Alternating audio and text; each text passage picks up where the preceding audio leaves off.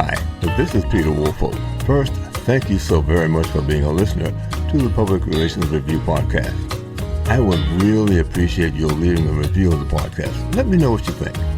To make it easy, you can go directly to the podcast website, and that is publicrelationsreviewpodcast.com. There, you can go directly to the review page to leave your review. So let me know what you think of the podcast. And again, thank you so very, very much for being a listener. Welcome to the multiple award-winning Public Relations Review podcast, ranked by Apple among the top 1% of podcasts worldwide. Each episode features distinguished American and international guests who explore a wide range of public relations topics, including AI, digital trends, crisis communications, storytelling, media relations, and more. Our conversations bring together seasoned professionals, business leaders, authors, academics, and government officials and others to share their insights and expertise. Now, here is your host and producer, Peter Woolfolk. Hello again and welcome to the Public Relations Review podcast. Now, question to my audience. Have you made pitches to the media lately? How much success have you had with your pitches? Well, don't feel alone.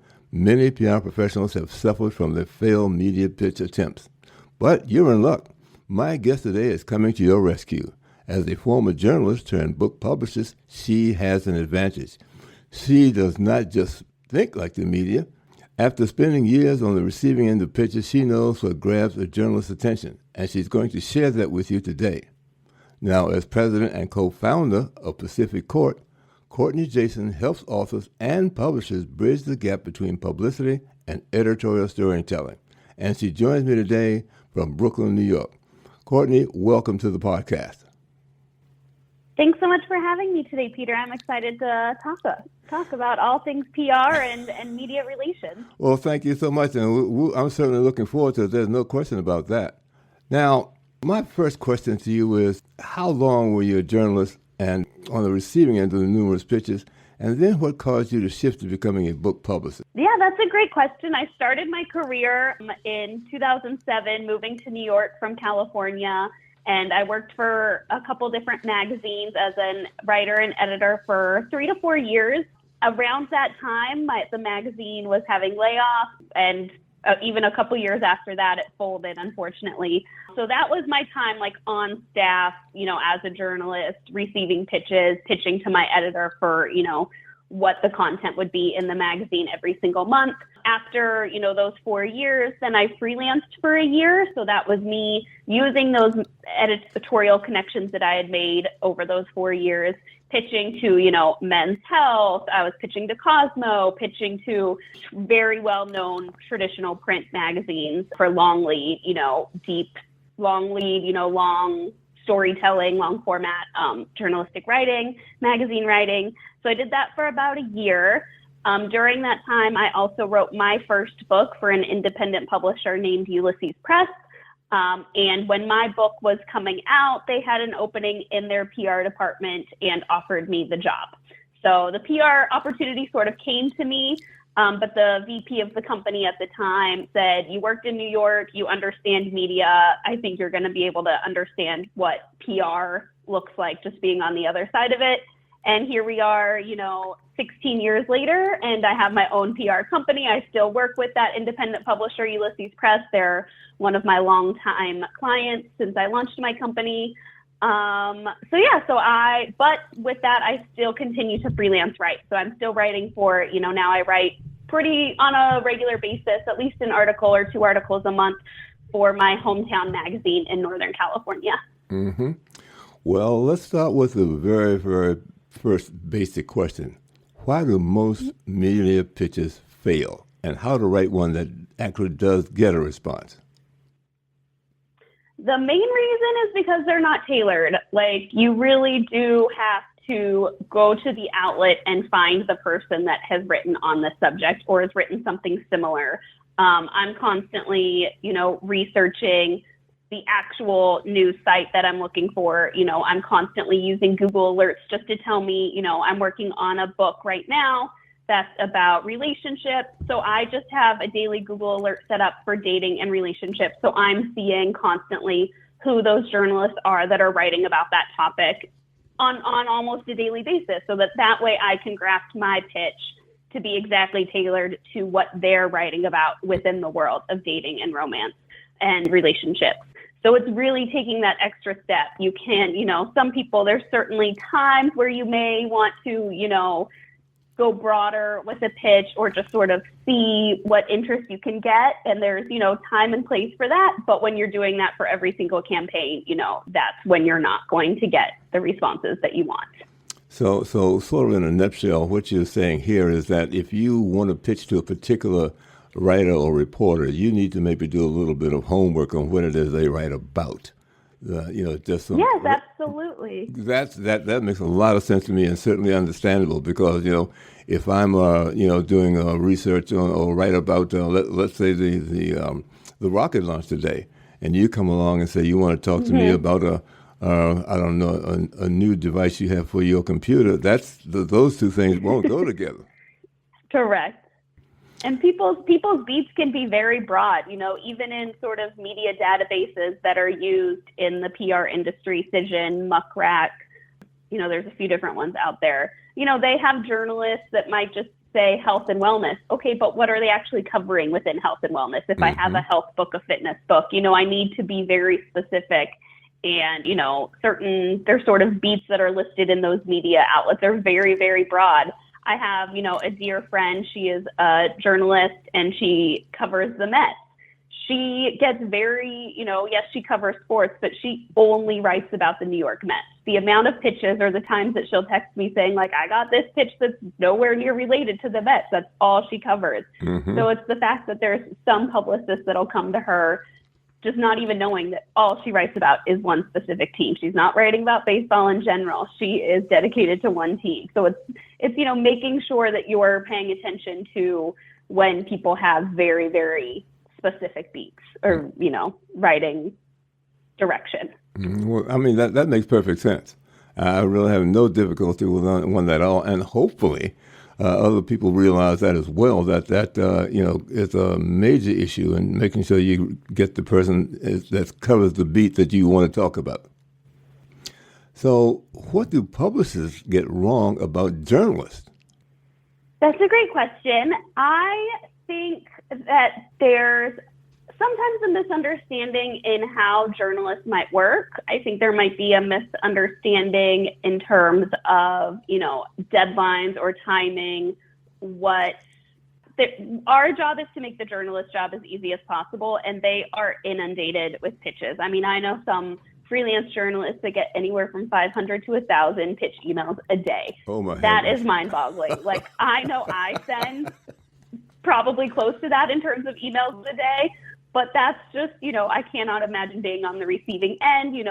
They're having to spend, a couple hours a day just doing admin work on their inbox to clean it out, file it away. I think something that publicists should keep in mind is that even if a journalist doesn't respond that day to your pitch, it doesn't mean that your pitch wasn't accurate or tailored. The thing that I always like to tell my clients when we're just starting a campaign is that, yes, with book publicity, our campaigns are, pretty structured. They're typically 3 to 6 months long, and then we, sort of move on.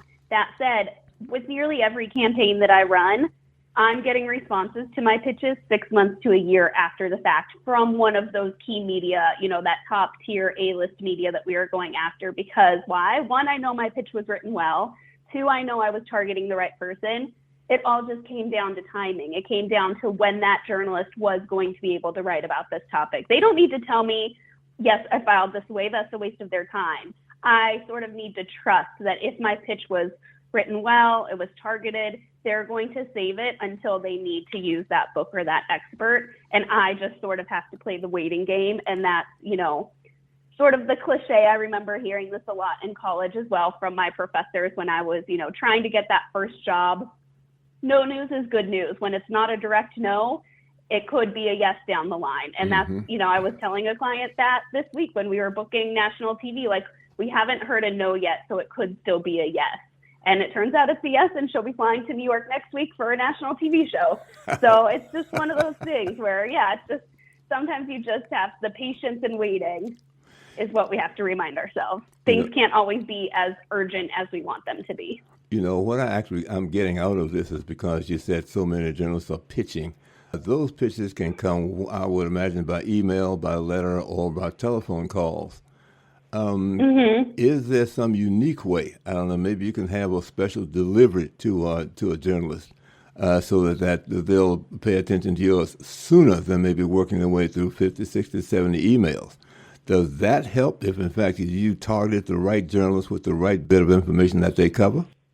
I think that's where it all comes down to what is your email subject line. It needs to be the story. It needs to give them as much of the information that they can understand what the email is. How is it answering the questions? Is it telling them that they have an expert on XYZ topics? Is it telling them that they have, is it giving them a new story idea that they can pitch to their editor based on their beat? Really making sure that your subject line is doing as much as it can for you.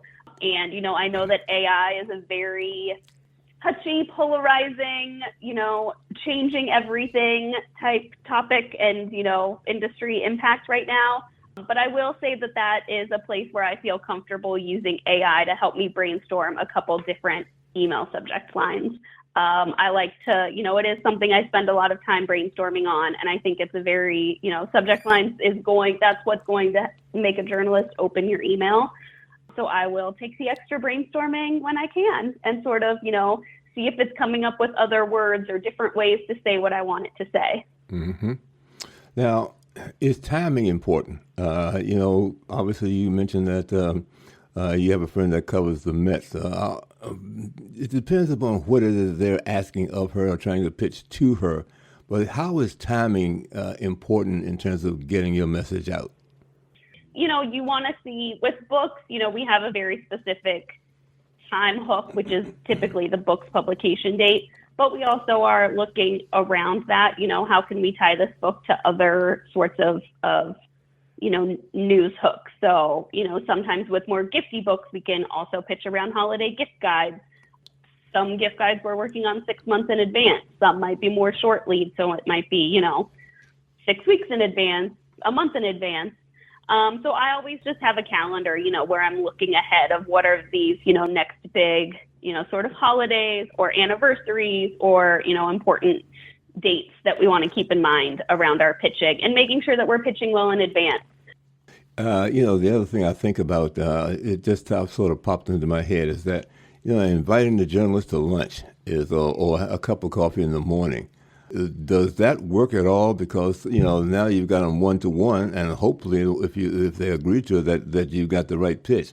I'm just sort of thinking outside of the box on this. I know now if you're cross country, that's different. But if you're in the same city, does that make a lot of sense? I think it can. I think it's something that just has to be planned in advance. I think journalists, depending on if they're on staff or freelance, that's a different, sort of approach. If you're working with a freelancer, then you are sort of, interrupting what might be their work day. They have to factor in travel time.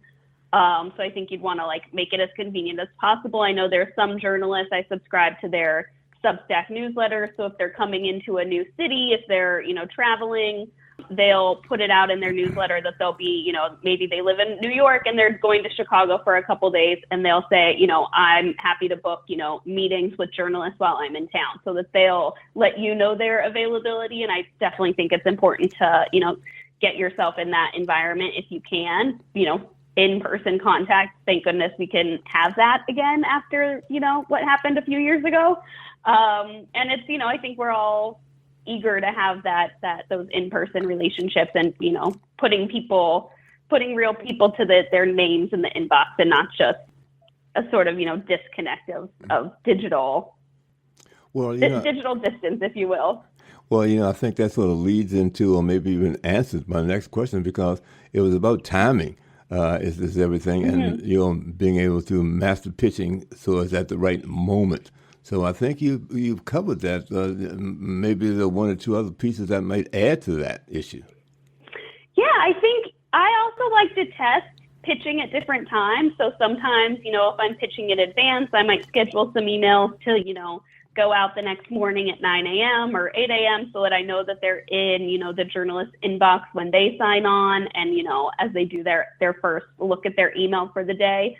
I've, been doing more targeted direct pitching, in the afternoon so that it shows up, and that has actually been getting me more responses than I thought, like getting immediate responses, within 5 to 10 minutes. So it's been interesting to sort of just test what times of day work compared to other times. You just, it's always changing and you sort of never know. Mm-hmm. How much detail do you think when someone's pitching? I mean, obviously I would think that you want to put the most important issues and items or concerns right at the top of what it is you're pitching so that you're not wasting time and the journalists will understand right away. But in terms of preparation and what you're going to say and when you're going to say it and how you're going to say it, those things are also important, aren't they? Yes, and I think that is where my, journalism background comes into play. A lot of my pitches are drafted as if it's, a new story. It's certainly not going to be 400 or 500 words, but those first few paragraphs are going to, I'm still following the journalistic principles, the inverted triangle, really getting what those who, what, where, when, why is up at the very beginning of the pitch, sharing what talking points could be, sharing what story ideas could be based on this book and author. So that way I'm, trying to give the journalist as much as possible to use and, here are story ideas delivered to you with the expert who can answer the questions that you would have. And I think that's, that's letting them know that I'm a team player and I'm trying to make their job as easy as possible. Mm-hmm. Now, as information coming to journalists, I would imagine the first thing that they're interested in as they read it is, what it is you're saying to them and making sure that, it's directly related to what it is that they cover, because maybe some people overlook that. Expand on that. Well, in other words, I mean, if somebody is covering, let's say preparing a wedding cake, you need to open up about why you need to talk to them about a wedding cake, or here's what I wanted to talk to you about is wedding cakes and how you make them, blah, blah, blah, as compared to, and also I do, steaks on the side. So, I mean, those two things shouldn't go together in the immediate pitch if, in fact, they're covering something like a wedding cake. Yes, correct. You want to definitely be focused in your pitch and make sure things are straightforward, streamlined. You're not trying to tell 12 different stories at once. What is this one story that this one journalist can tell within these topics? Well, and I brought that up because it sort of dawned on me because years ago when I was in radio here in the Washington, D.C. area, I had a program that dealt with small business. And, I had people calling me up to talk about things that had nothing to do with small business, whatever, and their basic response, well, I just wanted to be on the radio. Well, those things obviously don't go over well. Yes, it also did happen. Oh, wow. So, that's not the way to get a journalist, a writer's or a journalist's attention, is to make sure that you give them what it is they cover. Oh, wow. So let's talk a wee bit more about building credibility between you and journalists. There obviously are things, but, you mentioned sending the information about what they cover, topics that they cover. What other things are reasonable in terms of building credibility and becoming a source for media? Yes, certainly it's meeting their deadlines, understanding exactly what they're looking for, providing, if it's an email interview, if it's a phone interview, just making sure that all communication is there, everyone's ready to show up. It's paying attention to if they're using, if they're requesting image assets from you, making sure those are labeled properly so that they can download them and find them easily on their desktop. There's so many things. It's just a whole bunch of little things to let them know that you are giving them what they need without, causing more stress or giving them a headache. And so the more that they see that you're doing those and providing those deliverables as they need them, that really, lets them know, okay, this is someone I can rely on. This is someone who's going to deliver. After you do that a few times, those journalists, we have journalists that come to me and they're like, hey, I'm looking for an expert on this topic. Do you have anyone in mind? And, I work with so many authors. We work on, anywhere from 30 to 50 campaigns a year. So it's 30 to 50 experts within their fields every year. So that's helping, we're building sort of a Rolodex of all of these experts in different fields. So then those journalists can come to me and I will probably have someone that I can, get them to and, be an expert for their articles. I have journalists that I worked on a financial book last year and, the author did an interview with the San Francisco Chronicle. This week, that same journalist reached back out and she's like, I know, you're probably not working on this book anymore, but I'd still love to interview this author. Is she available? And it's like, great, this is a year later, but we're still working with that journalist. We're going to get another PR hit for that author, even though it's a year later, but it was still building that relationship both on the PR side, but, having that author show up and deliver and be a good source, has now built this relationship. Well, it's interesting now because you just mentioned book publicity. Why is it that in some cases traditional tactics are not enough when you're dealing with book publicity? Correct. I think just that media is changing. What is considered traditional media doesn't necessarily sell books the way it used to. Podcasts, with most book tours, we're going to try to set up a podcast tour, making sure that the author is booked on, a handful of shows that align with their genre and topic. There is truly a podcast for everything. So, that is a great avenue. I think it's especially helpful for authors that might be a little more green when it comes to, being media ready. So I think podcasts are a great way to even just practice your messaging. There's, it's not live. It gives you a chance to figure out your messaging, practice answering questions about your book, about your expertise, and it's long form. So you're not rushed to try to cram all of that information into, a 3 to 4 minute radio or TV segment. You have 30, 40 minutes to really get through a more detailed topic, talk about it in longer form. And then Substack newsletters, that's a whole new area that's really become, more mainstream in the last, year or two. So we're also researching Substack pretty regularly. There's different rankings to see, which newsletters are trending based on different topics. So there's just a whole variety of new media that has very dedicated audiences, and those are the people that are going to be active consumers as well. Mm-hmm. Well, Courtney, we've covered a lot about dealing with publishers and reporters from a publicity angle. Are there any other issues you think that we need to cover on that particular topic? I think it's knowing that it's like, very much a symbiotic relationship. We rely on each other. There's certainly as publicists, we do have to protect journalism in a sense and make sure that it's still there and still reporting the news and that people still, pay attention to it.